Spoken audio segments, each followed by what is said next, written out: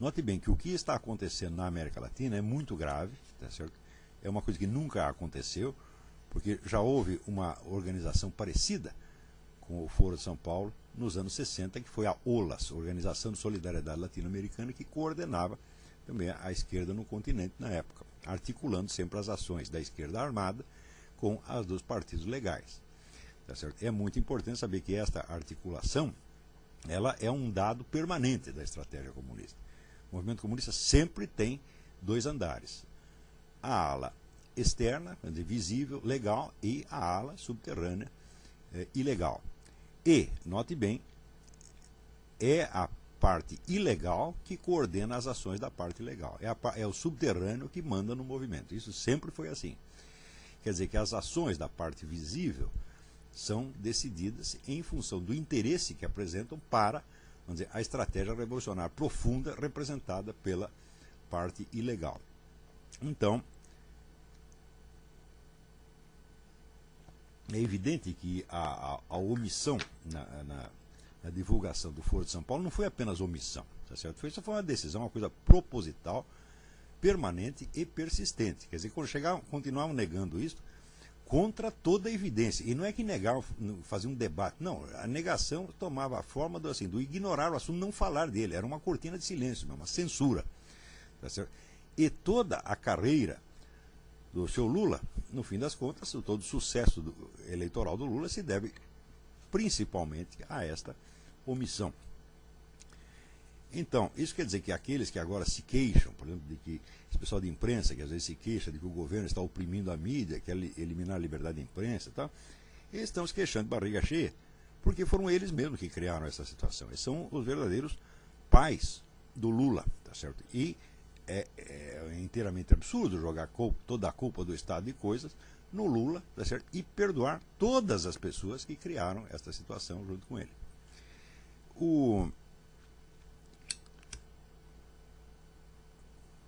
Incluindo nisso, evidentemente, o próprio senhor FHC, que poucos dias antes da eleição disse ao Lula: você sabe que esta cadeira é sua. Ou seja, ao dizer isso, ele confessou que havia uma colaboração discreta. Ele, inclusive, chegou a dizer, numa troca de cartas entre ele e o... Então, não me lembro se ministro ou governador Cristóvão Buarque, ele disse: entre nós e vocês, quer dizer, entre o PSDB e o PT, não há nenhuma divergência ideológica. Nós temos apenas uma disputa política, quer dizer, uma disputa de cargos. Mas não havendo diferença ideológica, quer dizer que ambos estão concorrendo para o mesmo fim. Trata-se de implantar o socialismo em toda a América Latina. E note bem que o socialismo não se define só como propriedade estatal dos meios de produção. Ao contrário, o socialismo se define principalmente como um esquema de poder que ou elimina ou distorce as instituições da democracia representativa para entregar o poder, vamos dizer, a um núcleo de organizações de esquerda, a uma elite esquerdista, que então planejará toda a vida nacional de acordo com as suas ideias e interesses. A estatização dos meios de produção é um objetivo do socialismo, mas não é um objetivo, vamos dizer, de curto prazo. Notem que Karl Marx dizia que a propriedade privada dos meios de produção deveria ser eliminada através do imposto, não toda de uma vez, mas através do imposto de renda progressivo. Tá certo? E que esse processo poderia levar muitas gerações. No Brasil tem muitas pessoas inocentes que desconhecem o marxismo, desconhecem a história do movimento revolucionário e acreditam que só existe socialismo se o sujeito tomar o poder no dia seguinte e disser: não tem mais propriedade privada dos meios de produção. Isso nunca vai acontecer. Como as pessoas não veem isso acontecendo, elas acreditam que não existe socialismo nenhum. Alguns até, nas duas eleições anteriores, sempre insistiam aquela coisa: Lula mudou, porque Lula agora é a favor da propriedade privada, é a favor do capitalismo. Olha, a favor do capitalismo até Lenin foi. Lenin, uma das primeiras coisas que fez, depois da Revolução, foi justamente abrir o mercado, criar uma economia capitalista, incentivar a economia capitalista e atrair os investidores estrangeiros, exatamente como Lula fez.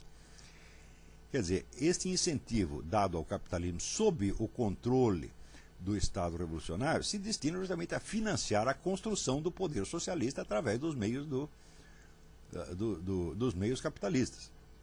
Isso quer dizer que a simples adesão, tá certo, à economia capitalista não desconfigura a identidade socialista de um político. É preciso ver se esta adesão primeiro, se ela é definitiva ou se ela é temporária. Se ela é sincera, quer dizer, o sujeito acredita naquilo por razões econômicas ou por razões estratégicas. Porque a coisa mais óbvia do mundo é que todo e qualquer regime socialista necessita de uma época de capitalismo.